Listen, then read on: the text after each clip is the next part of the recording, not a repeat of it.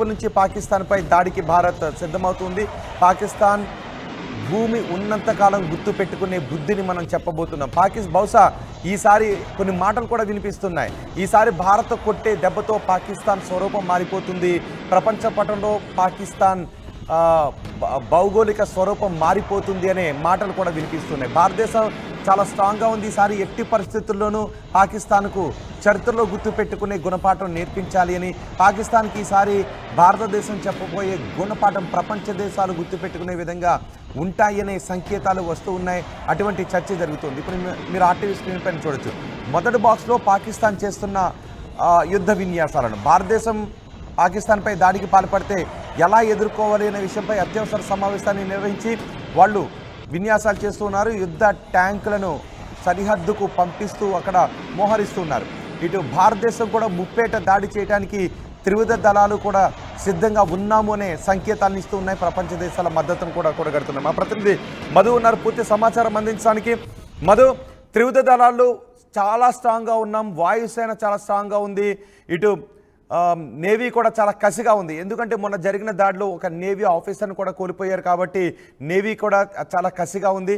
ఇప్పటికే INS Vikrant, INS Surat కూడా Arabia సముద్రంలోకి వెళ్ళిపోయాయి. ఇటు భూమార్గం నుంచి కూడా దాడి చేయడానికి, ఏ క్షణమైనా విరుచుకుపడటానికి యుద్ధ ట్యాంకులతో ఆర్మీ కూడా సిద్ధంగా ఉంది. ఇప్పుడు పాకిస్తాన్కు ఉన్న ఆప్షన్స్ ఏంటి? ఎగ్జాక్ట్లీ, నిజంగానే ఒక ఉధృత పరిస్థితున్న నేపథ్యంలో చాలా యుద్ధ వేగాలు కమ్ముకుంటున్నాయి. దీనికి సంబంధించి మాక్ డ్రిల్ కొనసాగుతుంది. కొన్ని రాష్ట్రాల సరిహద్దుల్లో పంజాబ్ కానీ, వెస్ట్ బెంగాల్ కానీ బోర్డర్లో యుద్ధ విమానాలు జరుపుకుంటున్నటువంటి పరిస్థితి ఉంది.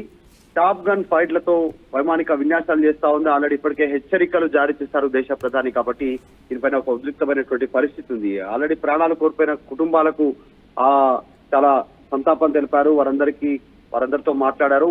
వారితో డైరెక్ట్ గా ఉగ్రవాదులు మాట్లాడినటువంటి మాటల్ని చాలా సీరియస్ గా తీసుకుంది భారత ప్రభుత్వం. భారత ప్రభుత్వానికి హెచ్చరికలు, ప్రధానికి నరేంద్ర మోదీకి చెప్పుకోలేనటువంటి స్టేట్మెంట్స్ నేపథ్యంలో చాలా సీరియస్ గా ఉంది. నిన్న కూడా కాస్త ఒక ఉద్రిక్త పరిస్థితి నెలకొంది. భారత్ పాకిస్తాన్ కి సంబంధించినటువంటి ఈ బార్డర్ ఏరియాలో నియంత్రణ రేఖ ఏదైతే ఉంటుందో బార్డర్ లైన్, ఆ బార్డర్ లైన్ దగ్గర కాల్పులు జరిపారు పాకిస్తాన్ కి సంబంధించినటువంటి ఆర్మీ సంబంధించినటువంటి సిబ్బంది. దానికి ప్రతిదాడిగా మనం స్పందించినప్పటికీ కూడా ఇంకా కవ్వింపు చర్యలకు పాల్పడుతున్నటువంటి సిచ్యువేషన్ కనిపిస్తా ఉంది. కాబట్టి ఏ క్షణంలోనైనా యుద్ధం జరిగే పరిస్థితులే కనిపిస్తా ఉన్నాయి. ఈ పహల్గామ్ ఉగ్రదాడి పైన ప్రభుత్వం చాలా సీరియస్ గా ఉన్నటువంటి నేపథ్యంలో కఠిన చర్యలు తీసుకోవడానికి ప్రభుత్వం సిద్ధంగా ఉంది.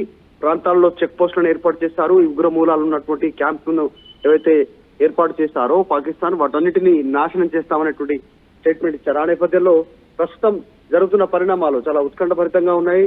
రెండు దేశాల మధ్య ఒక యుద్ధ వాతావరణం నెలకొంది. ఏ క్షణంలోనైనా యుద్ధాన్ని ప్రకటన వచ్చే అవకాశం ఉంది. భారతదేశం నుంచి అన్ని ఏర్పాట్లు చేసుకుంటున్నారు. నిన్న కూడా ఆల్ పార్టీ మీటింగ్ ఏర్పాటు చేశారు. ఆల్ పార్టీ మీటింగ్ లో కూడా అన్ని రాజకీయ పార్టీలు, దేశంలో ఉన్నటువంటి వారంతా కూడా భారత ప్రభుత్వానికి మద్దతు తెలిపారు ఉగ్రభూతాన్ని తుదముట్టించడానికి. కాబట్టి యుద్ధానికి సిద్ధమవుతున్నట్టుగా తెలుస్తా ఉంది. మొత్తానికి పంజాబ్, వెస్ట్ బెంగాల్ బోర్డర్లకు యుద్ధ విమానాలు చేరుకోవడం, మాక్ డ్రిల్ చేయడం అనేటువంటిది ఉద్రిక్త పరిస్థితి కొనసాగుతా ఉంది.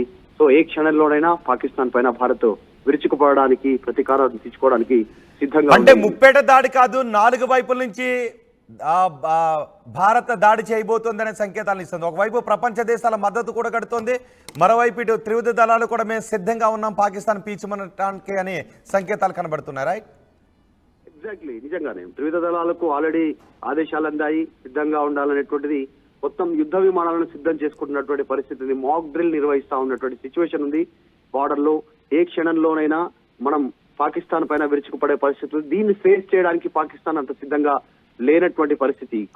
వాళ్ళు చేస్తున్నటువంటి కవ్వింపు చర్యలు కావచ్చు, ఉగ్ర మూలాలని పోషిస్తున్నటువంటి వారికి, ఉగ్ర మూలాలు ఉన్నటువంటి వారికి ఆశ్రయం కల్పిస్తున్నటువంటి తీరు ప్రపంచ దేశాలని ఆశ్చర్యపరుస్తా ఉంది. ఇప్పటికే అనేక వేదికల ద్వారా, ప్రపంచ వేదికల పైన భారత్ పాకిస్తాన్ దోషిగా నిలబెట్టే ప్రయత్నం చేసింది. ఎందుకంటే లష్కరే తోయిబా గానీ, ఇంకా ఇతర ఉగ్ర మూలాలు ఉన్నటువంటి సంస్థలు, ఉగ్ర సంస్థలన్నీ కూడా అక్కడే వేలూనికి పోవడం, ప్రభుత్వాన్ని కూడా శాసించేటువంటి విధంగా ఉండడం, అక్కడి నుంచి ఉగ్ర సంస్థలను ప్రోత్సహిస్తూ విదేశాలలో దాడులు నిర్వహించడం, బాంబ్ బ్లాస్టులు కానీ, వేరే దేశాల్లో అశాంతిని నెలకొల్పేలా నిర్ణయాలు తీసుకోవడం, ముఖ్యంగా జమ్మూ అండ్ కాశ్మీర్ లో అశాంతిని ప్రోత్సహించడం, అక్కడ ఉన్నటువంటి వారిని హింసను ప్రేరేపించడం, అక్కడ స్థానికులంగా ఉన్నటువంటి యువకులతో ఈ రకంగా ఎట్లాంటి కార్యక్రమాలు చేయడం. సో వీటన్నిటిపైన గతంలోనే అనేక వేదికలపైన ఆధారాలతో సహా భారత్ నిరూపించింది పాకిస్తాన్ కి సంబంధించినటువంటి చర్యలను.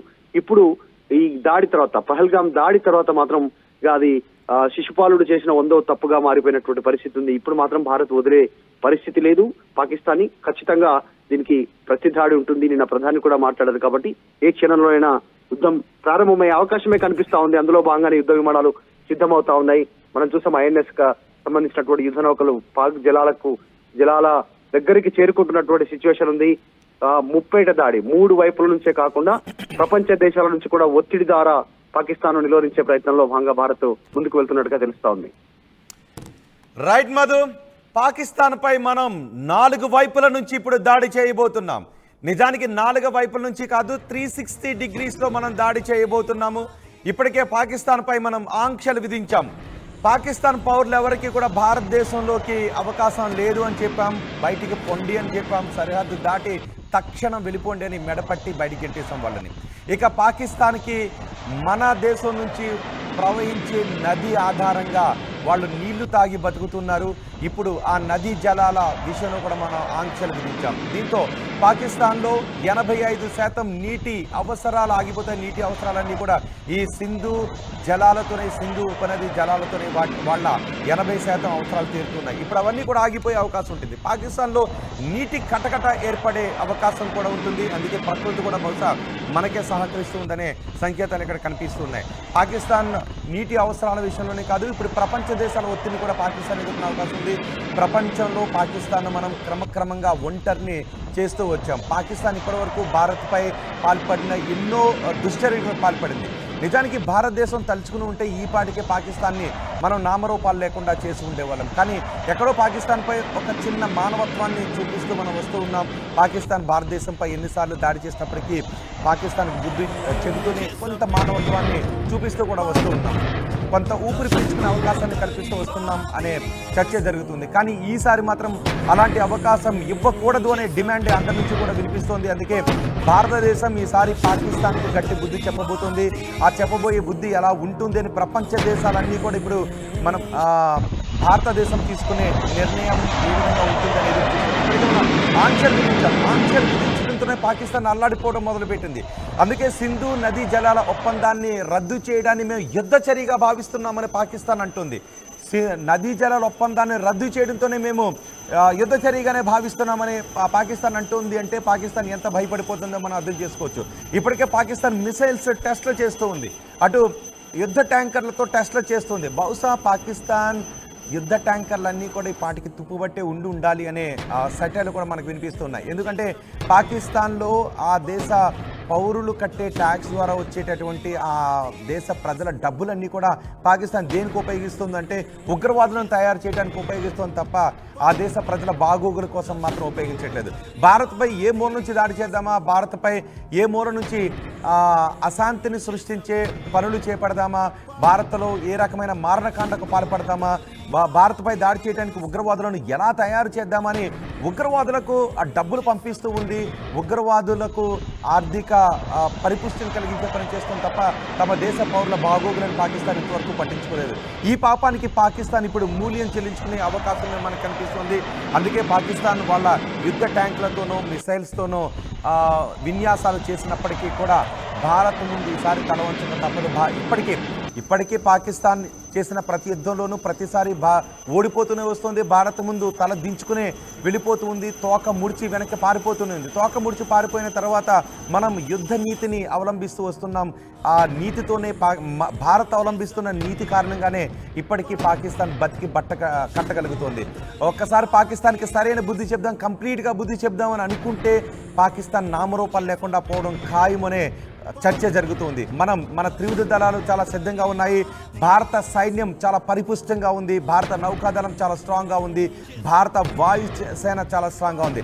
భారత వాయుసేన ఒక్కసారి తలుచుకుంటే పాకిస్తాన్కు చెందిన ఎలాంటి విమానాలైనా కూడా రెక్కలు ఊడి వాళ్ళ భూభాగంపైనే పడిపోయే అవకాశం ఉంటుంది. భారత నౌకాదళం తలుచుకుంటే పాకిస్తాన్ అల్లాడిపోయే అవకాశం ఉంటుంది.